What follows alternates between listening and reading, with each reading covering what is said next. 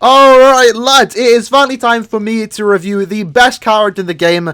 That is a joke, by the way. The brand new Spirits Are Forever with You, Don Kanonji and Picaro, because yes, he's a technical double team character. Not really, but the reason why this has taken so long to get out is because I wanted to use the character. I wanted to get comfortable with him so I could give you a well thought out review, and that's why it's coming out now and it didn't come out a week ago. Now that being said, before we even do jump into the review, keep in mind lads, I have a max transcended Don Kanonji waiting to be showcased. So make sure if you are new here, subscribe to the channel because we're going to be showcasing that very, very soon. He's max transcended 2020, so stay tuned for that because he's actually an absolute beast. But for this video, we're only going to be talking about a Don Kanonji at the base level 1 out of 5/25. Doesn't really make it that much of a difference, but I'm not showcasing / talking about the max transcended one that I do have. So do keep that in mind, right? This is a base form, something that you're going to experience if you do pull this character sometime soon or sometime in the future.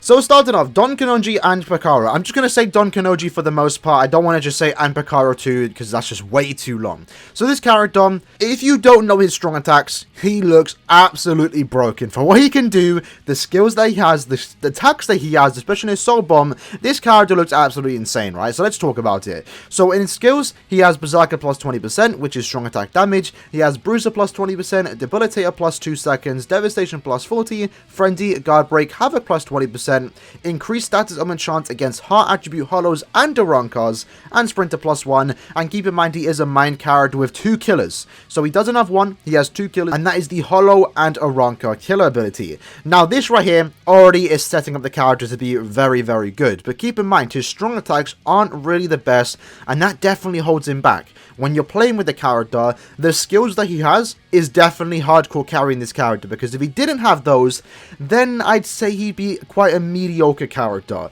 The highlight for those skills is definitely the increased status of enchant against 2 killers. This is the first character that we had that does this. Normally, someone only inflicts it to 1 killer, but this character does it to 2. And that's very important, and it makes the character a lot more usable in certain content like IT, because even though he might not be the best character for that specific quest, the fact that he has an increased chance to do it against 2 killers means he's now technically 2 times more useful than a lot of characters out there. So just do keep that in mind, right? In addition to those skills that he does have, he also comes with 3 innate skills, which also just increase the usability of this character. The first one is a team / party buff, which recovers the entire team's stamina by 20% every time they move into a new map. And this right here, let me tell you lads, is so good. Like the fact that this character can do that just makes him useful to have. Even if you don't even like this character, if someone else wants to use him in your party, I wouldn't recommend having too many Don Kanonji because they don't stack, but having 1 Don Kanonji in your team is going to be allowing you to get that passive stamina recovery, so you don't have to bring any kind of, you know, healers or stuff like that. And one thing to keep in mind is that mine does have access to that Resurrected Retsu link, which is a 12% recharge plus 16% full stam link, and a lot of people do opt in to use that. So let's say, for example, you are using someone like Candice, or you're bringing Daddy Ichigo into IT, IZ, etc., even Kisuke, for example. A lot of the times you are rocking some kind of full stam, either as a bonus ability or as a link. And Don Kanonji being able to just passively heal you every time you move into a stage is very, very good. And I didn't appreciate how good that was until I started using the character. And I've also had multiple compliments from people saying, oh, thanks to your Don Kanonji, I was able to get my full stam back. So that alone makes this character, at the very least, worth bringing into your co-op game. Just to have 1, just to get that passive heal, it's very, very good. In addition to that, he does also come with an immunity, which is to freeze, which is actually pretty nice, especially in this current month of IT, where you are going against Arancar enemies, where there is freeze around the entire map. So even though it's not going to be useful in the Hollow IT quest, but at the very least, the freeze is there. It might annoy you depending if you don't know how the map, because the freeze can be quite misleading, but him being immune to it naturally just makes him overall better to be used in Inheritance Trials, and I very much do like it. And finally, the last innate skill to talk about is the Read Hollow dodges. So if that wasn't kind of good enough, all the other skills that he did get, Caleb made it so he can naturally just easily farm Hokukus. So if you do lack a lot of Hokukus, if you do lack any character that, actually allows you to farm Hokukus in the Transcendence Zone, this is a card that you want to get just to do that. So at the very least, if you don't even like his strong attacks, you don't like this character whatsoever, but you ever need Hokukus, this Don Kanonji is going to be there for you. But with that said, now let's talk about some of the bad things about his character, because he isn't perfect, unfortunately. So his SA1 is a range collision attack. It's very similar to someone like the 5th anniversary Byakuya. The fact that he does have guard break definitely helps with that SA1, and it's not that big of a deal as people are making it out to be. It's not the best strong attack one, it might be one of the worst strong attack ones to get, but it doesn't ruin the character. What might ruin the character is his SA2, because this is the most controversial part about his kit in my opinion, because this SA2 can do wonders if you use it right, and that's the problem. You have to use it correctly, you have to position yourself to get it right. If not, you very well might be doing very little amount of damage, but again, at the same time, you can also do a lot of damage from this SA2. So his SA2 is a range collision shockwave type of attack. It's very similar to characters like Shunsui, the Technique Lisa, Spirit Sighted Kaien. It does a lot of damage and it hits a lot of times and it pushes back. So in the situation where you're going against PvE enemies, or you're going against, you know, single player enemies, if your damage ain't there, if you don't have good accessories, or if you haven't invested into this character, for the most part that SA2, unless you're really close to them, unless they can get stopped by a wall, you might not be doing a lot of damage to them. And in addition to that, because he is a ranged character, you kind of want to keep your distance, right? You don't want to get too close up to the enemy.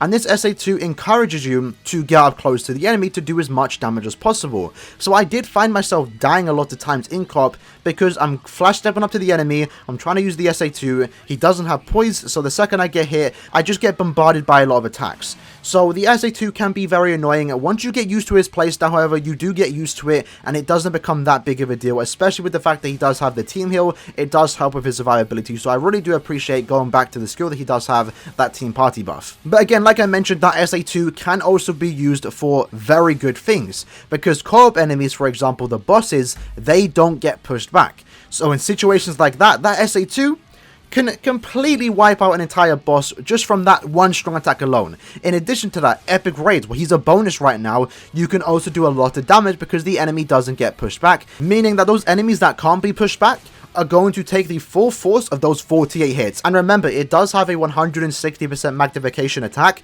so it can hit, again, very, very hard. You just got to position yourself right, and that can be a problem, right? So it really depends on the type of player you are. If you despise those type of attacks, then this character isn't for you. But if you don't mind that, and you can get past that attack, and you know how to use it correctly, then this character can be doing pretty good DPS, honestly. Like, I was very surprised about the damage he was actually dishing out from that SA2, especially against bosses in Guild Quest, in Epic Raids, and also in co-op. And to go alongside his SA2, let's talk about his Soul Bomb, because it's very important. He is the second character in the game, alongside with Comfy or Chuhei, to have the debuff effect on his Soul Bomb. Now, the reason why it's important on the Soul Bomb is because if you have it on a strong attack, for example Askin or Charlotte, it only lowers their defense by 33%. The Soul Bomb debuff effect lowers you by 80%, so you can do a lot of damage when it comes to nuking with your Soul Bomb. But do keep in mind, unfortunately, with the way KLab have programmed this into the character, and this is also a problem with Shuhei, is that it doesn't affect all the waves. So remember, his Soul Bomb is going to hit 4 times, and if you kill an entire wave with that SA1, the debuff only affects the wave of enemies that have spawned in while pressing that button. So the other 3 hits that it's going to do are not going to have the added damage from the lower defense effect that he does do from his Soul Bomb, unless you use the Soul Bomb, let's say when a boss spawns in co-op, or if you save your Soul Bomb for the final boss in Guild Quest, and that's when it can do a lot of damage. Same goes for Epic Raid. Since there's only one boss in Epic Raid, his nuke can do a lot of damage, and it will allow your entire team to do even more damage alongside with this character's SA2. And if you do go the extra mile and give this character weakened defense by getting him to 15, 15, 15 on the link slots, it allows your team to do a lot of damage, yourself included, right? This character is definitely going to shine the most in Epic Raids.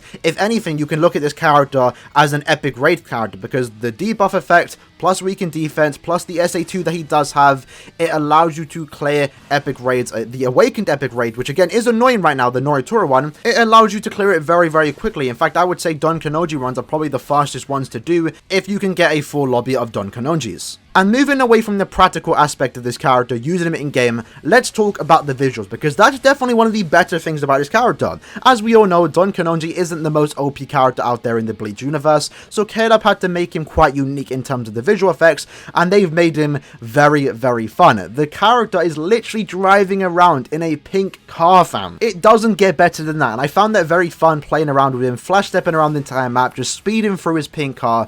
It's very, very cool. In addition to that, the Picaro are also there. Now, one complaint I do have is that the Picaro isn't used to their fullest abilities. We know that the Picaro consists of 200 childlike Aurancars, and you really don't see that with this character. The Nad string and the overall idle animation for this character consists of Don Kanonji in the car and two kids behind them. One of them is the leader, that is the one with the headphones. Then you also have a floating head, and then you also have the girl and a shadowless Picaro that spawns in during their SA1. And then the SA3 also does have a couple more Picaro spawning that are flying through Giganta that does a lot of damage. It's cool. I really do like the visual of this character. There's no complaint about the visuals. It's just a slight nitpick because, again, a lot of people out there don't really know the Picaro, right? You don't know the abilities that they do have, and Caleb haven't really done their best job at showcasing what the Picaro are capable of. So I really do believe that it is very likely that we might potentially see a future Picaro unit where you actually play as those characters, where you can see them go into their resurrection form, and you can overall see more of the Picaro. But at the same time, it might not happen because maybe Caleb just thought it'd be best to group him together with Don Kanonji. Another complaint about the character is the fact that he isn't a double team character. He has everything else about him. He has the two killers. He got treated as a double team character because his name is Don Kanonji and Picaro. And then also, you know, there wasn't a third character in the banner. It was a two character banner. So for the most part, this character is being treated as a double team character, but doesn't have the double team mechanic. Now, at first glance, you know, I was kind of annoyed by that. I didn't really like it. It would have been nice to actually play as Picaro. But after playing with the character, it doesn't feel like I'm just using Don Kanonji. It doesn't. It actually feels like I'm using both Picaro and Don Kanonji. Obviously, Don Kanonji is being treated as the main character, but since the Picaro are there during the idle animation and pretty much the entire portion of the kit, it doesn't just feel like I'm using a tag team character. It doesn't just feel like I'm using Don Kanonji and then a random Picaro shows up. It genuinely does feel like I'm using both characters at the same time, and I think one of the main reasons for that is because he's literally driving around in a car. Essentially, you can think that the car is the character that you control, and Don Kanonji and Picaro are just sitting on top of it. So I really do like this character. The special animation is absolutely great too. Again, would have been nicer if they incorporate the Picaro a bit more. They just fly away in the animation, but there is a really cool shot right out of the novel too where Don Kanonji does do his signature attack. So overall, man, I'm not gonna lie, I really do like this character. Visuals are on point. Definitely one of the more fun characters in terms of the visuals. Like, he's literally just driving around in a car. That is a reason alone to summon for this character. But in terms of practical use, he's definitely better than a lot of people are trying to give him credit for. You can use him in IT, you can use him to farm IZ, although I wouldn't really recommend it, but the two killers definitely do help him there. You can use him in GQ, he shines the most in epic raids, and you can also farm Hogiku. So this character can do a lot for you on your account. And to say he's bad just because he has a bad SA1 and 2 it's just wrong. You know, the SA1, it's not the best SA, but you can get around with it. If you're only using this character in co-op and you're not hosting, you're not really killing multiple waves anyway to be complaining about not having a 3000 net beam. And then his SA2 can be quite bad, but again, at the same time, it can also be very good, so I don't really want to call it a negative. He's just a very different playstyle, and you got to get used to him. But once you do get used to this character, and you know how to play with him, you know the pattern and stuff like that, then he's a very fun character. And I can't wait to showcase to you lads the best Don Kanonji that you're going to see on YouTube, with obviously my max transcended one with 2020. It's going to come within the next 5 or so days, so stay tuned for that. I apologize for making you lads wait, but either way, this character is not as bad as people make him out to be. Overall, if I was to rate him out of 10, I would give him a 6.5 out of 10, and I do want to give him a higher rating, but the main reason for that is the SA1 and 2. Mainly the SA2, because they can do so much damage and at the same time do so little damage. It really depends on the transcendence level you have on this character. If you only have him 1.5 and you don't even invest into his SP slot or even link slots, then the SA2 might not be that good. Even though it can do a lot of damage, it does require a certain level of transcendence, and the more you can invest into this character, the better he's going to perform in content. So that being said, lads, hope you guys did enjoy the video. In the comments below, let me know what you guys think about this character. Are you enjoying him? Did you pull for him? Let me know. And I'll see you lads in the next one. Peace.